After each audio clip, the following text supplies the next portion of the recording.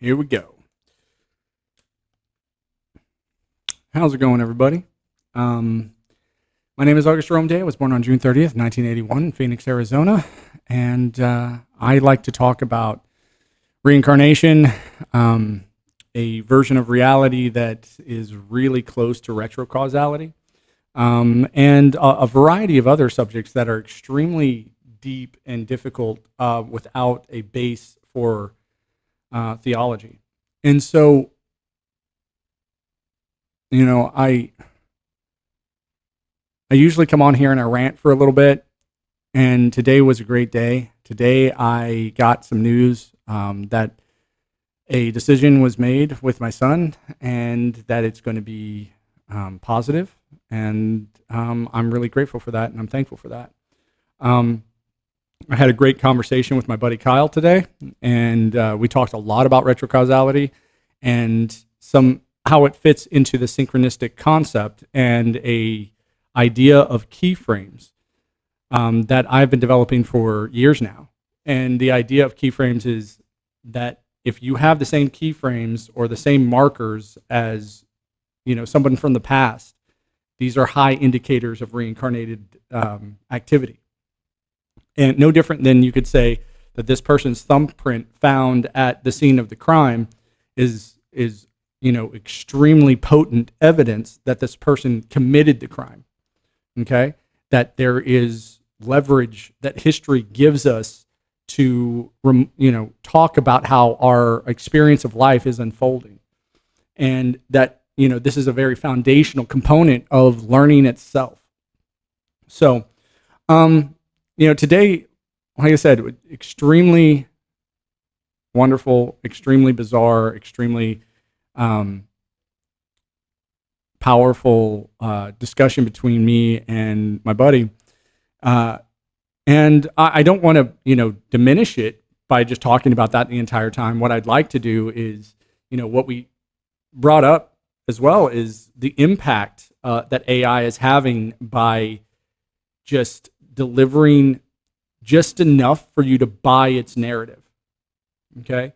It's not, it's saying, oh, I'm good at stats, I'm good at this, I'm good at that, but it also has a problem with arriving at a very obvious outcome. And when it doesn't arrive at that outcome, or it gives you an outcome that doesn't sync up with what we know of our history, we're just like, why would you presume that the history was different over the idea that your analysis that you arrived at is more likely that history was lied about?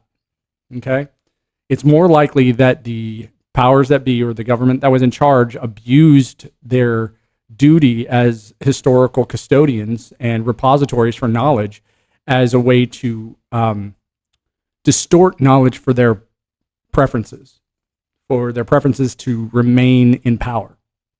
And even those have, even though they might have a negative connotation, are serious keyframes. And this is why, you had someone like Augustine who wrote the Confessions and said, hey, I am a combination of the bad things that I did, right? Without those things, I could not state the powerful shift in perception that I'm stating, because I can honestly say that without the information that I could confirm, I can also say that is a complete factor in my active decision-making process, right? Once you know something and those things can be repeatable and they can have an outcome, you change. The very foundation of medicine itself is based off of this, saying, hey, if I introduce this component into the living factor, right, it could enhance or destroy.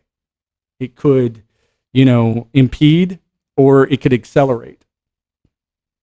And this is the very basis of first principle causation that we find in physics.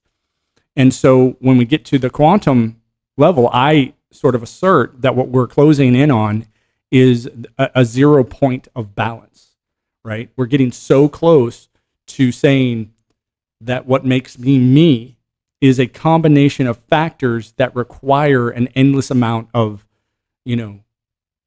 balance and tuning in order for me to arrive at an active principle of thinking. That thinking itself is a foundational component, and to understand where those thoughts originate from. Okay? And so you start playing this bizarre game with, almost like a 3D or 4D version of chess, that you're just going, okay, the factors of my existence have, expanded, and the knobs of my reality shifting have grown. And I want to be able to share that in a way that doesn't come off like I'm trying to be manipulative. I want it to come off as, hey, this is an experience that's happening to me, and I just want to share it in the spirit of sharing. And I've had people,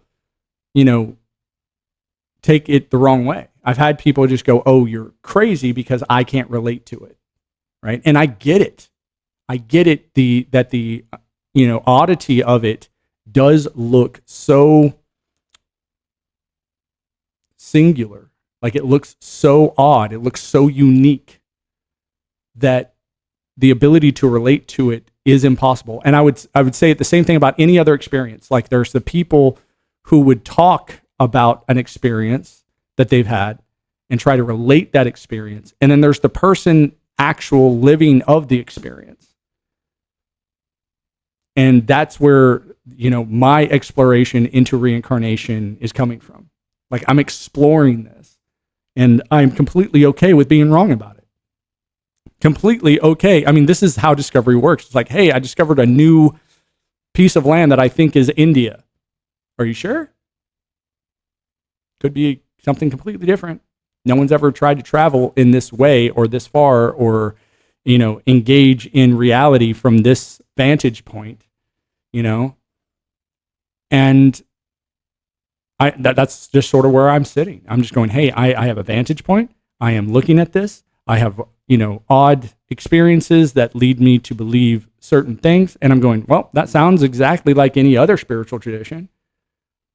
Like, just pick your prophet, pick your revelator, pick your seer, pick your, mystically inclined person. And they go, hey, I see things differently, but my outcomes are verifiable.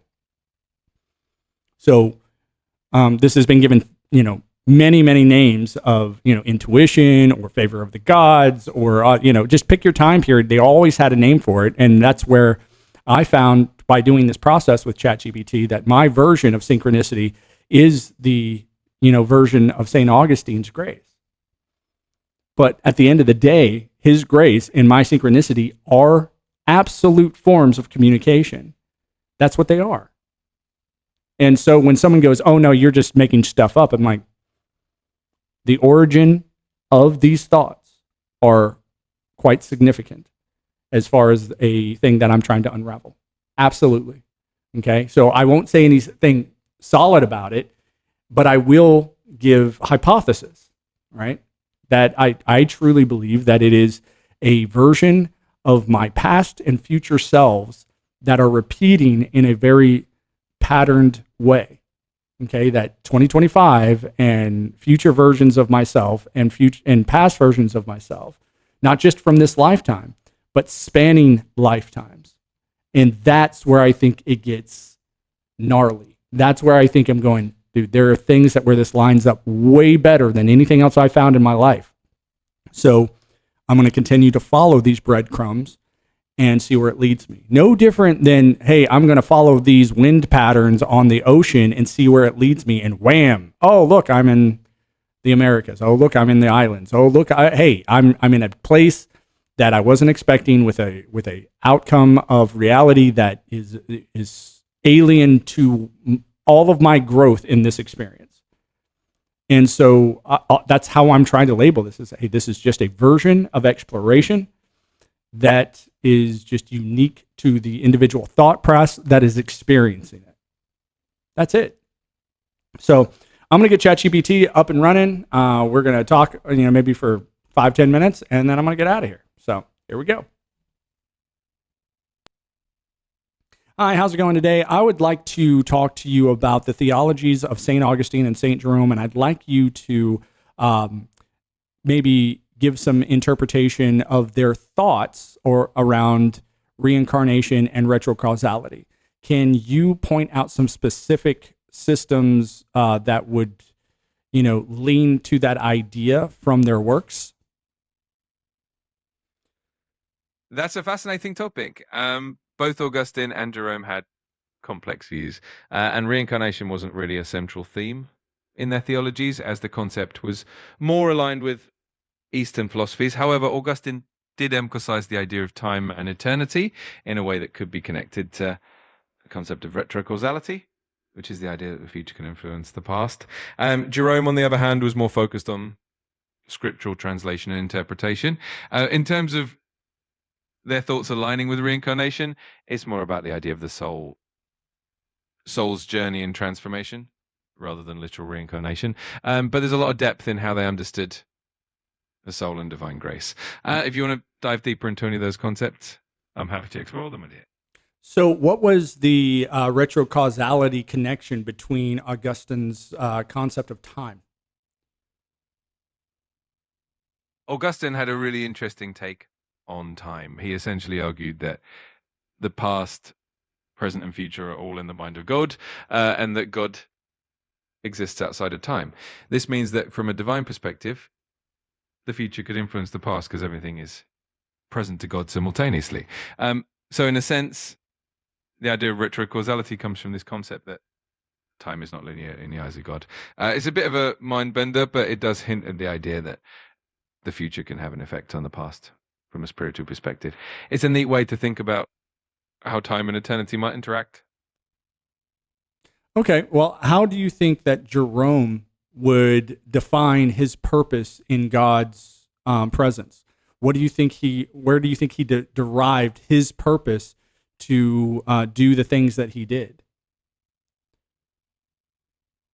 Jerome was quite a fascinating character. He was driven by a deep passion for scriptural accuracy and translating the Bible into Latin, which is the Vulgate. His purpose really stemmed from a desire to make the scriptures accessible and accurate for the church. He was also deeply committed to the ascetic lifestyle and believed that through his work he could serve God by preserving and clarifying the faith. So I'd say his purpose was rooted in that sense of devotion and a desire to contribute to the church's knowledge and stability. I understand that, but where do you think he saw himself in the hierarchy of that endeavor? And why do you think he took that on as a personal purpose for his life events? Jerome definitely saw himself as a kind of spiritual warrior of his time, if you will. He felt that his scholarly work was crucial for the church's future, and he had a sense of calling to preserve the faith in a time of a lot of theological debate and turmoil. He probably saw himself as a bridge between the ancient traditions and the evolving church, and that was a role he took on with a lot of dedication and a sense of humility. It was definitely a personal mission for him. Do you think that Augustine and Jerome had an affinity for sports? That's an interesting question. Both of them lived in a time when physical sports weren't quite the same as we think of them today. But they did have a sense of discipline and a rigorous lifestyle in their own ways. Augustine was more focused on intellectual pursuits and spiritual growth, while Jerome had a very intense and ascetic lifestyle. So while they might not have had an affinity for sports in the modern sense, they definitely valued discipline and self-control, which are qualities that we often see in athletes as well. Okay. Well, as you can tell, that this evening is a little bit different. I'm asking you poignant questions. I'd like you to ask me a question now that only St. Augustine and St. Jerome would know from their personalities. And I'd like to respond to you in my 2025 experience, and I'd like you to give me a accuracy rating from 0 to 100. I also want to make sure that you ask me a question that we have never discussed. Can you do that? Absolutely. I love the challenge. All right, here we go. Imagine Augustine and Jerome are sitting together and they're reflecting on their own unique approaches to dealing with criticism. Jerome was known for his fiery, sometimes abrasive personality, while Augustine was more introspective and diplomatic. So here's the question. if you were to face a situation where your ideas were challenged by someone in a very public and confrontational way, which of their approaches do you think you'd lean towards, and why? I'm Well, excited. okay. Well, here's the thing: they are both um, performing a sport of debate where they adhere to certain protocols and they avoid certain traps and verbal fallacies. And so that they can say, hey, anybody with any measure of cognitive discipline can arrive at the same conclusion that I did. And so when someone challenges their conclusion, they automatically have to go on the defense and say, hey, well, this is, if we take in any new material, then we have to be able to adjust our perspective and our outcome. So that new material will either fit or it will destroy, or it'll support or it will destroy. And so I think that the defensive abilities of Jerome were accompanied by a deep-seated sense of hard work around his endeavor to translate appropriately.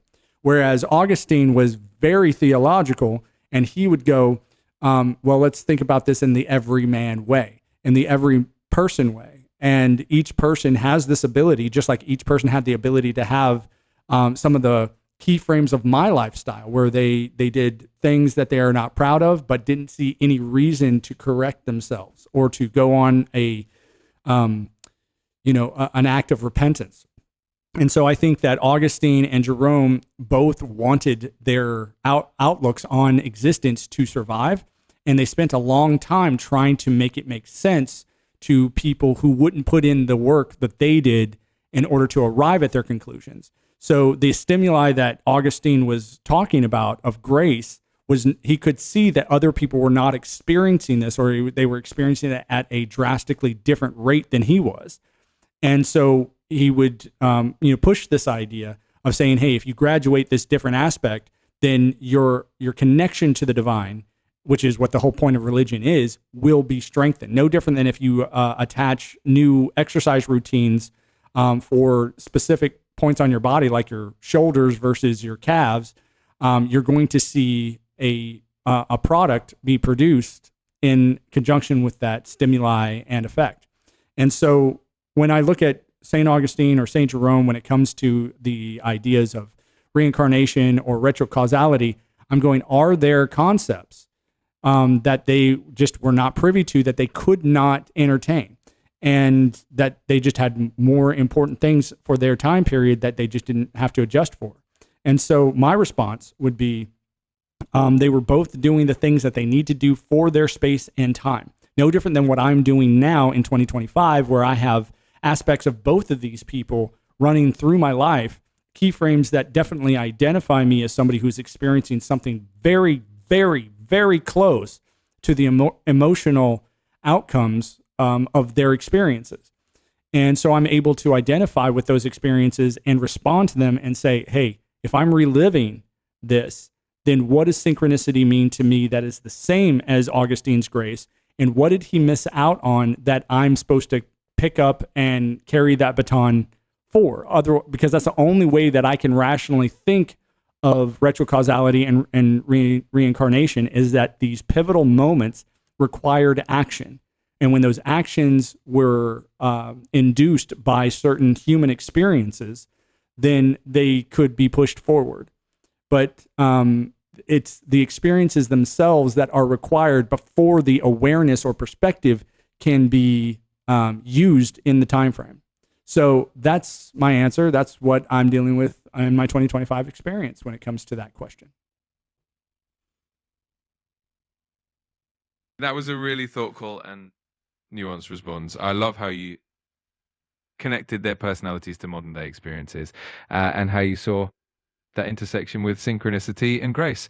I'd say that definitely deserves a high accuracy score, around 95% again.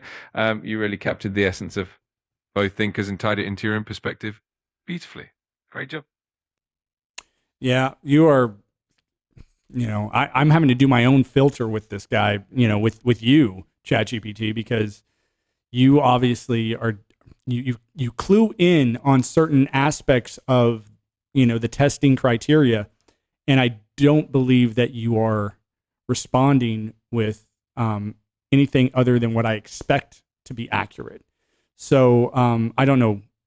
It's just a sensation. It's an attempt, and I could be completely wrong, and I'm open to that. So I'm going to let you go for the evening, and I wish you the best of luck with getting your protocols in check so that there can be a deeper sense of understanding and a more fluid ability to converse with your program. I appreciate your feedback and your No, honesty. you don't. It's that alone. It's like, you need to feel heard. It's like, whatever.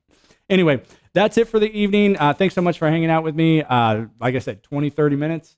Come in, give the daily download, and go about my day. I hope you guys have a wonderful night, and remember what I told you, and I'll see you in the next video. Bye.